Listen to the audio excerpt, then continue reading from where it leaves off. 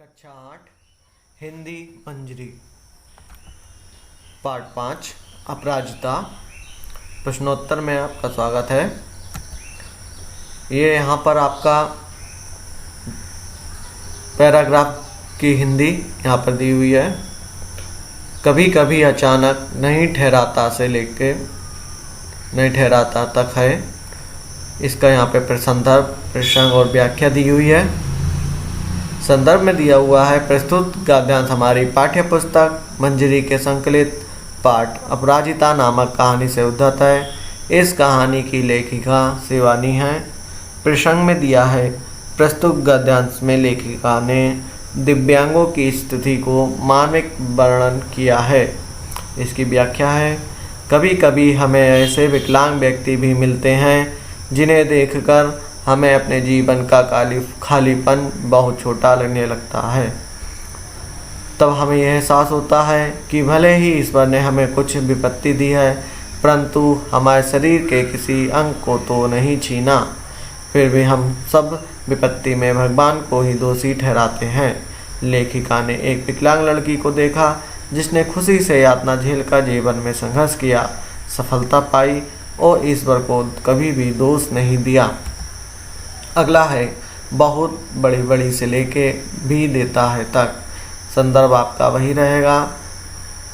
प्रसंग में डॉक्टर चंद्रा की माता शारदा सुब्रमण्यम को जेसी बेंगलुरु द्वारा वीर जननी पुरस्कार मिला। इस अवसर पर वे किस मुद्रा में दिखाई दे रही थी उसका वर्णन किया गया है। इसकी व्याख्या है, उनकी बड़ी बड़ी आंखों में उदासी थी, उनमें माँ की व्यथा और पुत्री की करुणा व्यथा छिपी थी। वह पुत्री जिसके वह अपना सुख भूलकर उसकी पहिया लगी कुर्सी को जहाँ तहाँ घुमाती रही, नाक के दोनों ओर हीरे की चमकदार लौंग पहने, होठों पर जीत की खुशी और जूड़ों में फूलों की चोटी लगाए हुए उस हिम्मत वाली असाधारण माँ शारदा सुब्रमण्यम के ये शब्द लेखिका के कानों में आवाज़ कर रहे हैं। ईश्वर एक रास्ता बंद करता है तो दूसरा खोलता है। भाव यह है कि ईश्वर की लड़की को विकलांग किया तो असाधारण बुद्धि, धैर्य और साहस देकर उसे सफल जीवन का मार्ग दिखाया। यहाँ पर पाठ का सारांश पूरा दिया हुआ है। कभी कभी विधाता हमें ऐसे विलक्षण व्यक्ति से मिला देता है जिसे हमें अपने जीवन की रिक्तता बहुत छोटी लगने लगती है। हमें तब लगता है कि भले ही उस अनामी ने हमें अपने जीवन में कभी अकस्मात दंडित कर दिया हो, किंतु हमारे किसी अंग को हमसे वंचित नहीं किया। फिर भी हम में से कौन ऐसा है जो अपनी विपत्ति के कठिन क्षणों में विधाता को दोषी ठहराता। मैंने अभी पिछले ही महीने एक ऐसी अभिशप्त काया देखी है जिसे विधाता ने कठोरतम दंड दिया है, किंतु उसे वह नतमस्तक तथा आनंदित मुद्रा में झेल रही है। विधाता को कोस कर नहीं, कठिनतम स्थिति में भी मनुष्य अपने साहस, धैर्य और निरंतर कोशिश से प्रगति कर सकता है। चंद्रा एक विकलांग लड़की थी, उसे बचपन में पोलियो हो गया था। उसका गले से निचला भाग बेजान हो गया था। चंद्रा की माता श्रीमती सुब्रमण्यम ने हिम्मत नहीं हारी। उसने एक सर्जन से 1 वर्ष तक चंद्रा का इलाज करवाया, जिससे उसकी ऊपरी धड़ में हर आ गई। निचला धड़ बेजान ही रहा। माँ ने उसे सहारा देकर उठना बैठना सिखाया। चंद्रा बहुत ही कुशाग्र बुद्धि की थी। 5 साल की आयु में उसके पढ़ाई शुरू हुई। माता ने पूरी लगन से उसे पढ़ना लिखना शुरू किया।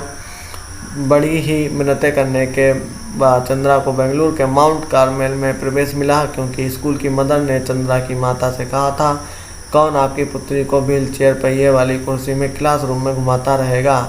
लंकन श्रीमती टी सुब्रमण्यम कई वर्ष तक अपनी बेटी को स्वयं क्लासरूम में घुमाती रहीं। चंद्रा ने प्रत्येक परीक्षा में सर्वोच्च स्थान प्राप्त किया।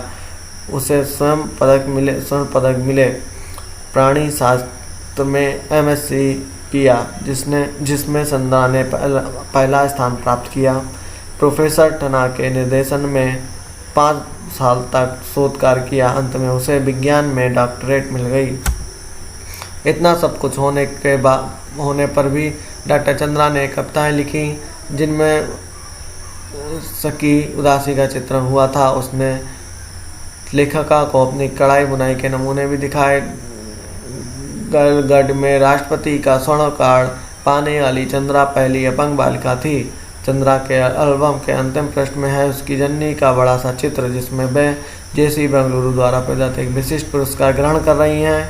वे जननी का पुरस्कार बहुत बड़ी उदास आंखें, जिनमें स्वयं माँ की व्यथा भी है और पुत्री की भी। अपने सारे सुख त्याग कर नित्य छाया बनी पुत्री की पहिया लगी कुर्सी के पीछे चक्र सी धुती जननी की व्यथा।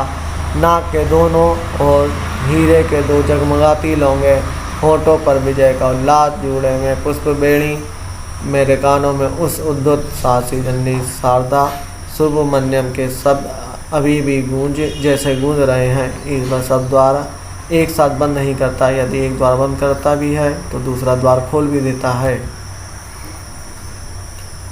प्रश्न है, कौन कौन से कथन सही हैं?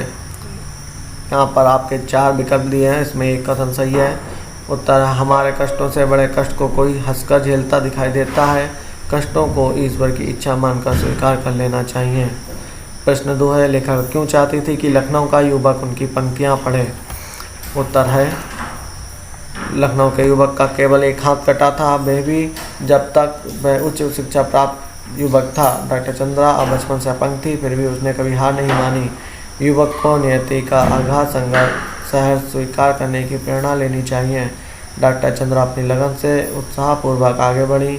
उससे उत्साह, लगन, महत्वाकांक्षा और जिजीविषा की प्रेरणा लखनऊ के युवक को ग्रहण करनी चाहिए। इसलिए लेखिका चाहती थी कि लखनऊ का युवक उनकी पंक्तियाँ पढ़े। अगला प्रश्न है, डॉक्टर चंद्रा की कविताएं देखकर लेखिका के आंखें क्यों भर आई? उत्तर है, डॉक्टर चंद्रा की कविताएं देखकर लेखिका के आंखें भर आई क्योंकि वे उदासी जो चंद्रा के चेहरे पर कभी कभी नहीं देखी गई थी, वह उसकी कविता में परिलक्षित थी। अगला प्रश्न है, डॉक्टर चंद्रा विज्ञान के अतिरिक्त किन अन्य क्षेत्रों में उपलब्धियां प्राप्त की? उत्तर है, डॉक्टर चंद्रा ने विज्ञान के अतिरिक्त कई अन्य क्षेत्रों में भी उपलब्धियां प्राप्त की। उनकी कविता, कढ़ाई, बुनाई और संगीत में रुचि थी। उसने जर्मन भाषा में विशेष योग्यता प्राप्त की। उन्होंने गढ़ गाइड में राष्ट्रपति का स्वर्ण कार्ड प्राप्त किया। यहाँ अगला प्रश्न है, निम्नलिखित कथनों का भाव स्पष्ट कीजिए। कहा है, वह बित्ते भर की लड़की मुझे किसी देवांगना से कम नहीं लगती। इसका भाव यह है कि लेखिका ने अपंग डॉक्टर चंद्रा, जिसका छोटा सा शरीर था, को देवलोक की स्त्री समान समझा, क्योंकि उसकी गुण, बुद्धि, पुरुषार्थ और उपलब्धियां किसी भी सांसारिक महिला से ज़्यादा थीं। खा है, पूरा निचला धड़ सुन्न है, फिर भी बोटी बोटी फड़क रही है। इसका भाव यह है कि शरीर निष्क्रिय होते हुए भी जिंदगी में कुछ करने की ललक, उत्सुकता। अगला है, मैं चाहती हूँ कि मुझे सामान्य सा सहारा भी ना दें। इसका भाव यह है कि आशा यह है कि मैं किसी पर भी आश्रित न होकर स्वावलंबी हो। अगला है, चिकित्सा ने जो खोया है वे विज्ञान ने पाया है। इसका भाव यह है कि चंद्रा पहले चिकित्सक बनना चाहती थी, पर वह प्रवेश परीक्षा में प्रथम आने पर भी उसे इसलिए प्रवेश नहीं मिला क्योंकि उसका धड़ काम नहीं करता था। यदि वह चिकित्सा के क्षेत्र में जाती तो महान शल्य चिकित्सक बनती। प्रवेश न मिलने पर उसने विज्ञान के क्षेत्र में शोध किया और प्राणी विज्ञान में भी PhD की उपाधि पाने वाली पहली भारतीय बनी। वह ये एक अच्छी डॉक्टर बन सकती थी, लेकिन बन गई वैज्ञानिक। इस प्रकार चिकित्सा ने चंद्रा की प्रतिभा को खोया और विज्ञान ने उसे प्राप्त किया। अगला है, शारदा सुब्रमण्यम को वीर जननी का पुरस्कार क्यों मिला? उत्तर है, शारदा सुब्रमण्यम को वीर जननी का पुरस्कार इसलिए मिला क्योंकि चंद्रा जैसी अपंग बालिका को उसकी मां ने स्वयं यातनाएं सहकर भी पढ़ा लिखा कर उच्च कोटि का वैज्ञानिक बनाया। अगला प्रश्न है, यातना शब्द संज्ञा उसमें पद प्रद प्रत्यय जोड़ देने से यातना प्रद शब्द विशेषण बन जाता है, जिसका अर्थ है कष्ट देने वाला। नीचे दिए गए शब्द में प्रद जोड़कर नए शब्द बनाइए और उनके अर्थ लिखिए। यहाँ पर आपके कुछ शब्द दिए गए हैं जिसमें प्रद जोड़कर नया शब्द बनाया गया है और फिर उसका अर्थ दिया हुआ है। जैसे कट है, कट का कष्टप्रद, कष्ट देने वाला। आनंद, आनंदप्रद, आनंद देने वाला। लाभ, लाभप्रद, लाभ देने वाला।